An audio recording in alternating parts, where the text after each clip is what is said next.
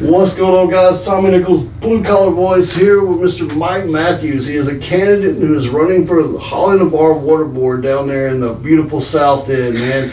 We've got to know Mike a little while, last campaigns and everything, and really like what you got going on, man. You're a really nice guy. You're really open, out and honest. We need a lot more folks like that, and that's for dang sure. Anyway, man, how you doing today? I'm good, ready for some dinner. So we'll get this done, and Absolutely. then we'll go Me and you both, man. partake the Roadhouse. I think is where we're It's headed. one of the good advantages of driving way up here in the beautiful north side of the county, right? You guys got some places to eat, that's for sure. We don't. All right, man, jumping right into it. Number one, who are you? My name is Mike Matthews, and I am a Navarre resident for 20 plus years now. The military brought us to not to Navarre, to Herbert Field, but we chose Navarre, and I stayed in a trailer for a year and a half or so, and then said, hey, we need to purchase a house here. This is something we can do, and haven't left. Same house, same. So yeah, Found home, basically. Basically, yes, because Now, where you come from? Sacramento, California. Oh wow, we got a West Coast boy. Yeah, Oh, man. Nice. All righty, buddy. All right, when you get in the bull ring of politics, folks, they want to know as much as possible about you, from small things to the big. So let's hit on a few questions we ask all of our candidates first. You have recently gotten involved in local politics, helping campaigns. Now, why did you decide to jump into this bat crap crazy world of politics? Well, I'm trying to. I wouldn't really even call like the board position politics, but then you think about it long enough, and it really is, and you're like, oh my gosh, I'm just trying to be a voice of reason in the community, and God, I couldn't even tell you. I think just watching so many people have concerns and complaints, if you will, about certain things, and then realizing I was getting tired of complaining about it and not. So finally wanted to do something about it. There you go. That we a go getter. Hey man, I get it. I just know that when I was out on the campaign trail, I always run into this guy. And I'm like, man, well, somebody I haven't seen before. So that's good. We got new faces involved in local politics. I love seeing that, man. We got to have more of that. Alrighty, man. Who were or are some of the political minds that you look up to, and why?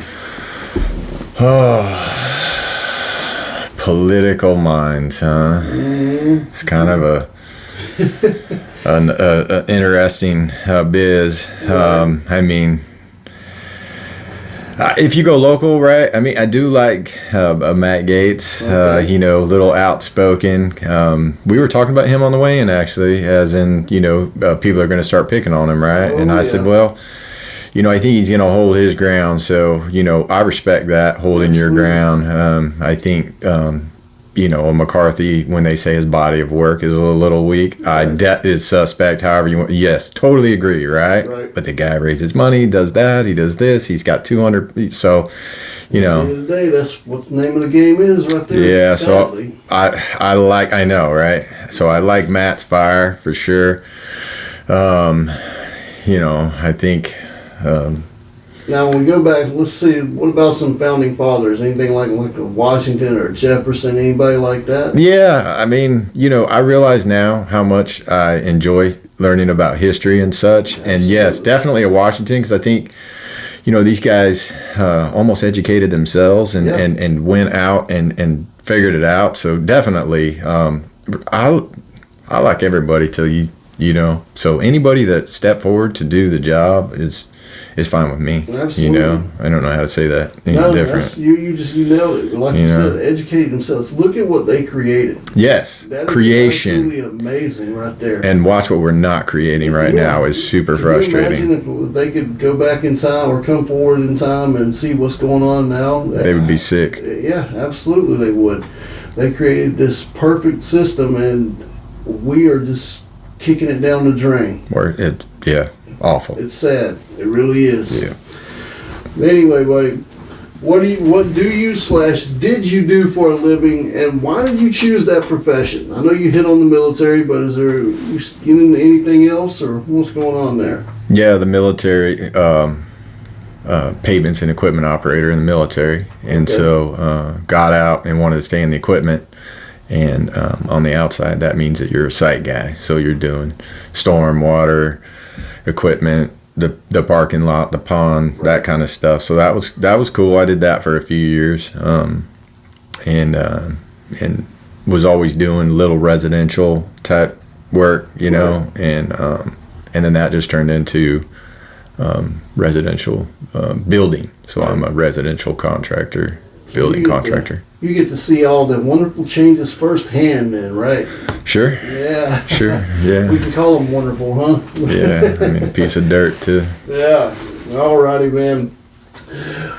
Speaking about your career, what are your biggest career accomplishments in your mind? What do you think was the biggest thing that you have hit on or trying to hit?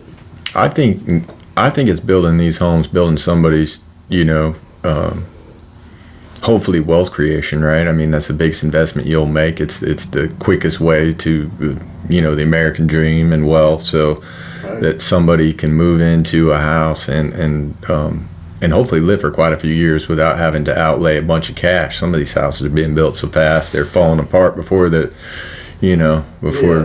however you want to say it, before the year's out, before, you know, I mean, and then 2 or 3 years down the line they have, you know, severe problems. So anyways, that's I think honestly that is, you know. And right, absolutely. And you're absolutely correct. We see it sadly all the time now, not as bad as we once did, but here lately it seems like it's all over social media. Somebody, you know, it's their pride and joy. They paid up all this money to buy this beautiful house, and they move in and having all kind of issues, you know, like the poor lady who, you know, had what she thought was paradise, and next thing you know, it starts raining and her whole dadgum yard is sinking in right there. Yeah. You know? It's sad, it really is, but, you know, that's why we got to have folks out there that are able to see that problem, get in front of it, fix it, so that problem is no longer a problem. Anyway, you hit on living in Navarre. How long have you lived in Navarre? And why in Navarre? I know you hit on it a little bit earlier, you know, but what was the sticking point for Navarre? Yeah, we got to the Panhandle, you know, to the area in 2001, July 2001, right? Right. Remember stepping out the truck, July, going, whoa, really? Okie dokie, yeah. Because Sacramento to here is basically the temperatures are almost identical. Right. Okay, so you just have to add about 80% humidity to that. Exactly. And then you know, like being in a steam room. Yeah, but what brought me to Navarre was first off it was affordable, right? So it was affordable. We bought our dog, and we found a trailer, and they accepted the dog. You know, it was hard to find.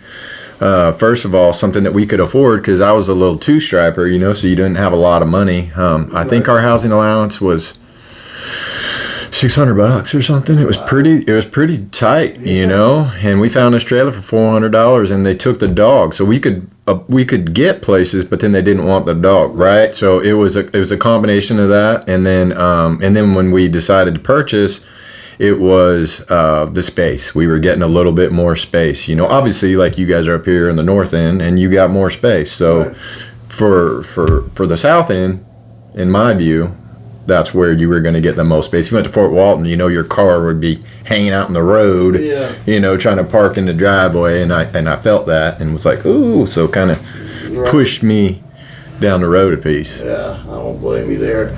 And I respect that right there, you know, about the dog right there. That's it was a loyal person right there, you know.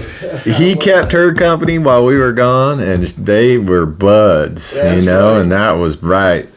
So. And like I said, I respect the heck out of that, because a lot of people would have said, oh, well, we can find the dog a new home, you know, put themselves, no, well, crap, the dog is a family member, you better believe it. So I love that right there. That's right.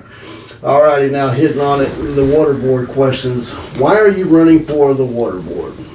Yeah. So as a builder, I realized on the last project that I just finished up on, little 3-house project, how they could treat people, right? Right. I'm in a little subdivision, an unrecorded subdivision, and some other people were in there, and I was going behind a friend and another, you know what I mean? So Right. we'd seen people moving in there, and what they were allowing other people to do at the same time they told me I couldn't do it. And when I brought it to their attention, and they just shrugged their shoulder, and I'm like, hey, wait a second. Yeah. So then by then they got you up at night, you know, and you're starting to look at what's available online about this company and, you know, bylaws and stuff. And you go, wait a second, they're supposed to provide me service from the main to the property. And when they don't do these things, you ask questions. And again, they shrug their shoulders. And I'm like, hey, this isn't right. Right. And so that was sort of the beginning, you know, but it isn't, because you've heard all these stories, like people want you to go talk to this next person to hear the story, and the stories are never good. There's Right. never anybody like, man, Right. they were awesome. Just go up there and talk to so-and-so and they'll get you fixed up. It's the way it should be. And I don't know anybody who's told me that story. Right. So that's, And so it's time for I don't know how, change. basically. Right, I understand that completely right there. And it's sad it's like that, man. Sadly, we've seen nothing but negativity coming from that board down there recently. And I'm going to hit on that a little bit farther on, but Yeah. it needs a change. Yeah. All right, growth has really hit Santa Rosa County, especially in Navarre. Yes. The water board will take on a much bigger role here in the near future. How would you help prepare that board for the future and the many unforeseen questions that will be coming down the pike? Well, I think when people ask me that question, you just hope that you can maybe make them a little bit more fiscal, you know, that our money is going towards hopefully the infrastructure, you know, as we all see the infrastructure failing. I say we all. I think that there's a percentage of the population that's sort of following it, and it's because of these things that you tried to do a project or get something done and you realized how it worked, and you're like, oh no, that's not how it works, right? And then, you know, it's like, hey, once you bought a Chevy pickup, then I noticed Chevy pickups. So it's that same thing. Once you're aware of it, then that's when you start saying, these are things that I see in the future that are going to be the problems, which to me are the lift stations.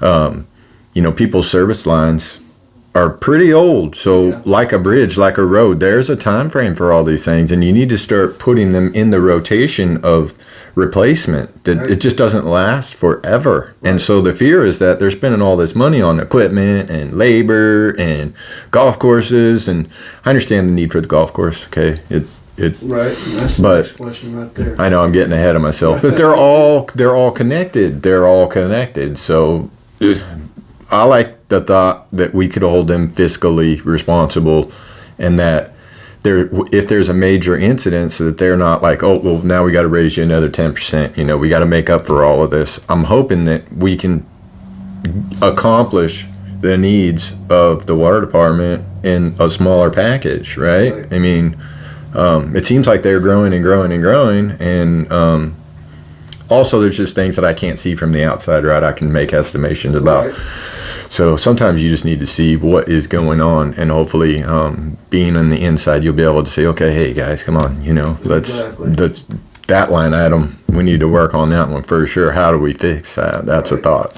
So Especially with all that growth, you've got to get in front of these things, because if they can't see what's about to be coming, they're going to be in the same situation Santa Rosa County is in right now all over this county. It is, with far schools, behind on everything. all kinds of things. That was a frustration for us when, as builders, when they said, hey, we want a $5,000 impact fee. And you're like, wait a second, you guys have had record growth every year. You knew how many people were moving to the area. Why didn't you foresee this and start buying land before it was $100,000 an acre? Right. So anyway, I understand that. Yeah. I understand. and I think we're all fighting it, even north and south. And you guys are growing plenty too, you know. Hayes, P Ridge, same. You guys are same going numbers off. you are. They're gonna start trying to be bigger than us, and that's a fact. And you got the land to do it, so And- hang on. But yeah, I'm as an 8th generation Harris County citizen, I'm not looking forward to it. Let's just say that. But it is I'm not either. I'm not either. I mean, I like growth, but I don't think that we need to grow at the rate. Right. There's a right way and a wrong way to go about the growth. And Yeah. we've been experiencing the wrong way for the past 25 years. Again, I've been here 20, and I've been aware of it for. Ever since you got here, I'm sure you've seen it. In a way, we were that first 5 years. I was gone a lot, right? And we were, thinking we were going to be another, a transient. A Right. huge percent of the population, in and out. So again, like you said, you're 8th gen, so you see it. But Right. I'm getting a little off topic. Sorry. No, you're good, man. It's all facts right there. We gotta. Those are the big ones, right? Those school. Yeah. Your My peace dad officers. was one of them years ago that tried to warn them of the coming storm, the growth and everything. And the commissioners way back then chose to kick the can down the road. And this is always going to be a farming community. Ain't going to be no crazy growth going on here. Okay, yeah. Way to see that one coming. Well, houses went out. You know what I mean? The same thing back home, right? So you think Sacramento, but it's not too far before you run into, some of the most fertile land that there is, that Delta Basin. Yeah. And we watched it before we left. They were plowing beautiful farmland under for homes. I mean, I saw the planting of houses and that, anyways. Disturbing. It's oh man, but no, I'm glad to see that you're on top of that right there. That's good right there. All right, back on. What are the 3 biggest problems that are currently facing that board down there? I know you hit on a couple, but what are the 3 biggest ones in your mind? I think people that wanted to possibly hold them accountable or, be transparent or try to get some things done, I think they just were getting outvoted. I think that I think there was X amount of people that wanted a certain agenda, and I think that their agenda was in play because they had the numbers. So hopefully we can start turning it towards, because I don't think anybody has a problem with any of them boys, you know what I'm saying? Right. But, if you gave, the kids your checkbook or your wallet, I think it'd be pretty empty by the time they brought it back. So, Yeah, you better believe it. yeah. Well, I know, like I said, you hit on some other ones, so we're gonna move on from that right there to the other one that you hit on a little bit earlier, the golf course. What would you do with that golf course? And explain now which golf course you're talking about, because a lot of the folks up here in the north end may not know. Yeah, and the golf course at Hidden Creek in Holly by the Sea, they spray affluent. So that was, I think, the reason that they say that was the reason they purchased it, was so that they could spray affluent on it. And Gotcha. when Dave Crumley and I was up there the other day talking with some of the members, that they were expressing the fact that the course was soaked, that it was just oversaturated. So, that's a concern for people that want to play there. So, my thought is, why don't we get somebody in there that is not a CEO of a water company and get somebody that knows how to run a golf course? Right. Because there's a huge possibility for that to be very successful. Mm-hmm. But, and again, some of these things that you hear, again, I'm not on the inside, I don't get to see the numbers in that, but it doesn't sound like they're making any money. So it's always a concern as somebody that's fiscally responsible. I need to make sure that I'm making money. If not, I need to figure out how to address that. So, Right.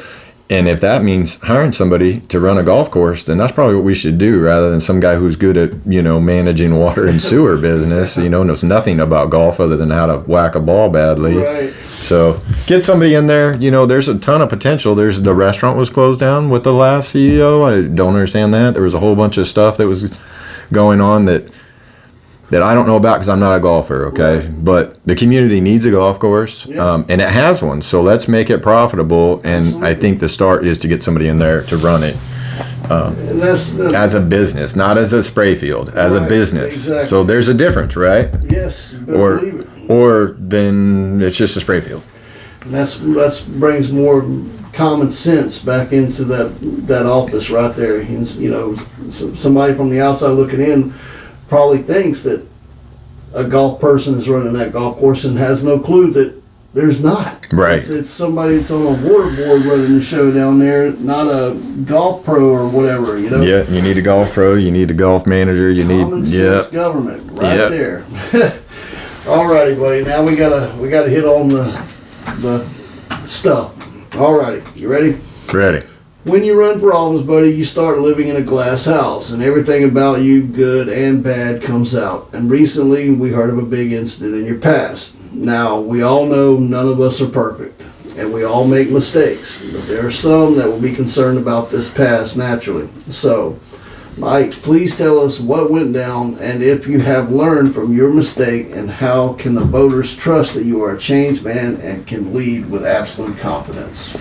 Yeah, the wife and I had an incident a couple years ago. I don't know the date. I don't look at that stuff. When I, decide to make a change, I move on from that day on. I stopped chewing tobacco. I don't know what day it was. I just thought I'm done with it. That's the day, let's go. And that's it. But yeah, the wife and I had, an altercation, and we decided that it was worth the effort to stick it out, and haven't looked back. I think that our relationship has grown tremendously. I mean, it wasn't too long ago we were considering having another kid. She chose the dog. But basically a kid. yeah, it was. And this little joker, well, he's not little, he is a joker, and oh my goodness, it's expensive. I've never. I know, trust me. But see, man, that's what I was telling you earlier before we got going. That's the good thing about this county and this area. We're a great place. We're a loving, we're a forgiving place, and we want folks. We all understand nobody's perfect. We all make mistakes, and as long as you learn from your mistakes and you became a better man for it, good on you. I don't never been so embarrassed, and if that won't freaking change the way that that was Right. something else, and it was Things happen for a reason, that's for sure. yeah. Alrighty, thanks for the answer, buddy. The water system has been all in the news recently for all kinds of things. How would you, if elected, turn that negativity around and make that board actually trustworthy again?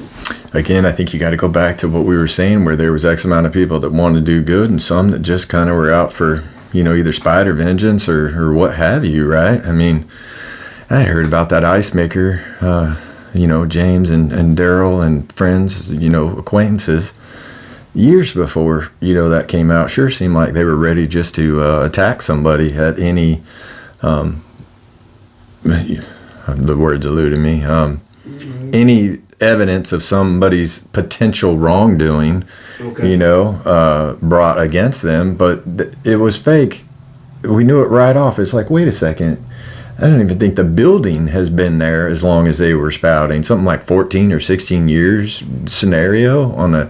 Now, speak a little bit, explain a little bit what you're saying. Yeah, that it was James Dabney was claimed to have been stealing water from a tap, unmetered tap or something, since some 2006 or something. I forget exactly, because I was like, that's a BS meter was going ding, ding, ding. Right. It was like 14 years ago. I'm not even sure that the building was there, I mean, but the question was, what would I change? Yeah. Again, I think you just need to get the right people on there, and I think the change will come, right? So the people that are there that want to, talk, try to bring people down over false accusations or what have you. That Nobody wins from that right there. I don't think so, They don't. And Basically, it's just time for some new bloods, what it sounds like. I think so. I think when you have certain people forcing the hand of people that they want, I think you kind of get what we've gotten for a long time. It's just that same regurgitation of, it's never going to change. Right. And hopefully Same old. yeah. So like I said, time for somebody else to get in there and give it a shot. Maybe let's turn this thing around.